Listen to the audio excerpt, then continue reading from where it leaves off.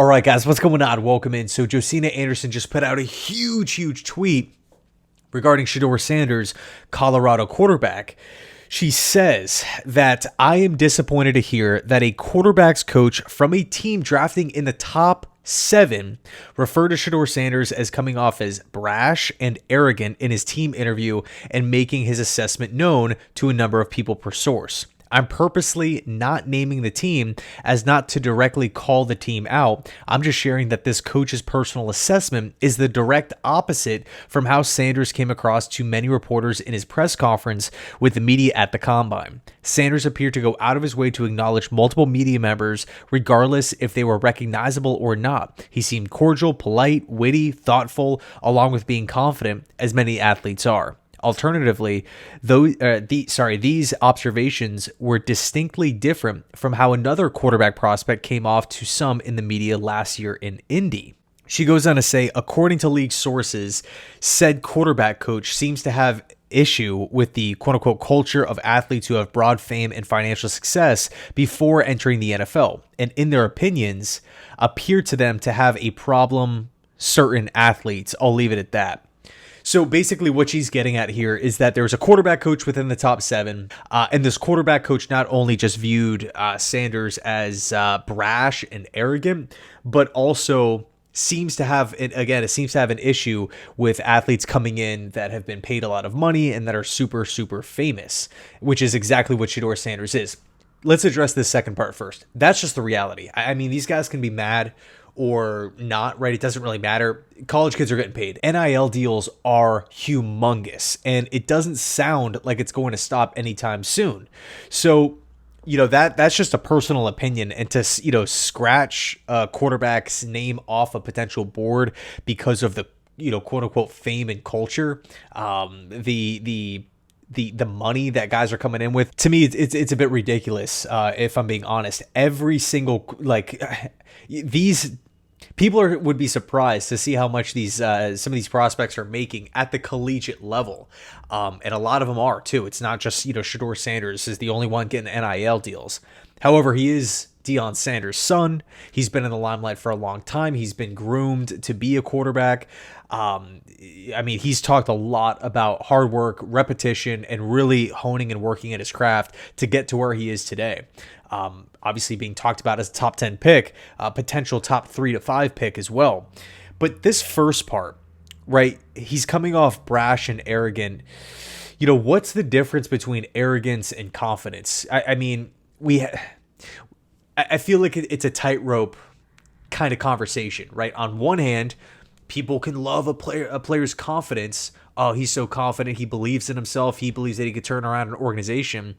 But I feel like a lot of the same arguments can be swayed or flipped into, oh, he's just full of himself. Who does this guy think he is, right? So it's interesting to hear, kind of the opinions out there, because it's not like Shedeur Sanders is the only one that believes in himself. I mean, Cam Ward, Abdul Carter, Jackson. I mean, all these different guys have been labeled as, very confident players. And I wonder if that same quarterback coach would have that opinion about, some of these other prospects. But let's kind of dive into this thing a little further, right? Now, on one hand, we could technically dive in to, the teams picking in the top 7 and, highlight each individual quarterback coach, like Charles London from the Jets, Musgrave from the Browns. There's a lot of different guys that we can bring up and talk about here. But, I think if we understand what time of year it is, draft season, right? Rumors, reports are flying, smoke screens flying. Could this very well be a smokescreen? Top 7 is a very unique number to just pick out, which, kind of makes you think, okay, it's probably either the Jets at spot number 7 or the Raiders at spot number 6, right? To go one team beyond, one team earlier than that 7th, pick, right? Top 7 pick. And it just so happens to be the Raiders at 6. Because she could have used top 5 or top 10 if you just want to be kind of discreet about it. But top 7, it just feels very unique. I mean, I do think it's a fair question to ask, hey, could this be a smokescreen? Could this be, a ploy by a team that is eyeing Shedeur Sanders or one of the quarterbacks, and they're looking at the free agent market? Matt Stafford now off the board. It's looking like Derek Carr is going to stick with the New Orleans Saints. So we're really looking at guys like Justin Fields, Sam Darnold. I mean, potentially Kirk Cousins. I think he's going to be released at some point. He's kind of in the same boat as Devontae Adams, in my opinion. The Falcons can say they want to keep him or, want to hang on to him. But I think ultimately they're just going to part ways with him. They're going to hang on to him as long as they can and then just cut bait. So, if you're a team out there, and you're not sold on a Sam Darnold, you're not sold on a Justin Fields, you're not sold on a Cousins or a Jameis Winston or a Jacoby Brissett, Wentz, Mariota, any of these guys, and you're eyeing Sanders here as potentially the best fit. We've seen teams do crazy stuff. We've seen, I mean, what was the whole story with Denver last season with Bo Nix and Sean Payton trying to play mind games in hopes that Bo Nix would fall to them at spot number 12, which is exactly what happened. I think Sean Payton was actually joking about it, how they kind of went about the media or went about the process in a very calculated way to try to force Nix to fall. Could this be something similar here? Or is it 100%, boom, there is actually a quarterback coach within the top 10 that felt this way and has crossed Shedeur Sanders off of, his personal list. And if he's crossing, if the quarterback coach, the unknown quarterback coach is crossing the name off the list, it makes you think, why would the team draft Shedeur Sanders, right? If you right off the bat already know that your quarterback coach does not want him and by the sound of it does not really like Shedeur Sanders anyway. I think it's fair to assume this is probably not coming from Jacksonville and it's probably not coming from New England.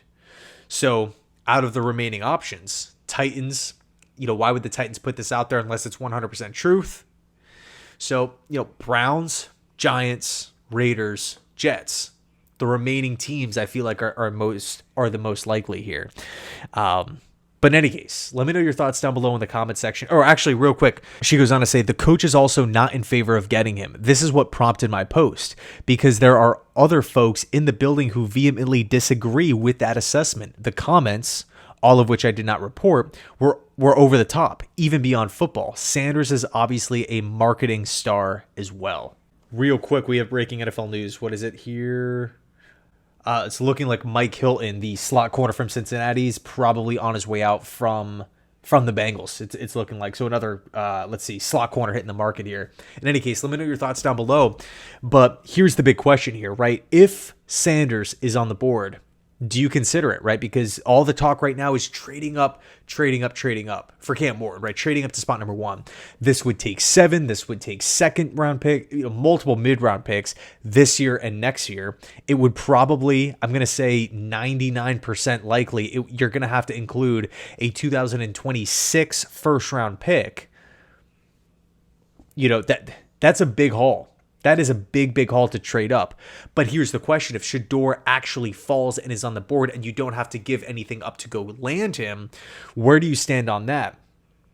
Sanders, to me, is a prospect that I personally like. And we've talked a lot about Sanders, so I don't want to continue to, sound like a broken record here. But just to quickly summarize, this is someone who is top 5 in passing touchdowns at 37, top 5 in passing yards at over 4,100, top 1 in completion percentage at 74%, with one of the worst running games and one of the worst offensive lines in college football. Someone who makes fantastic decisions throwing the football and is extremely accurate. Shedeur Sanders is the most accurate quarterback in this upcoming class. So, whenever you have that unique mix, all of the yards, all of the touchdowns, all of the wins. Think of what Colorado was before Shedeur and Deion got there.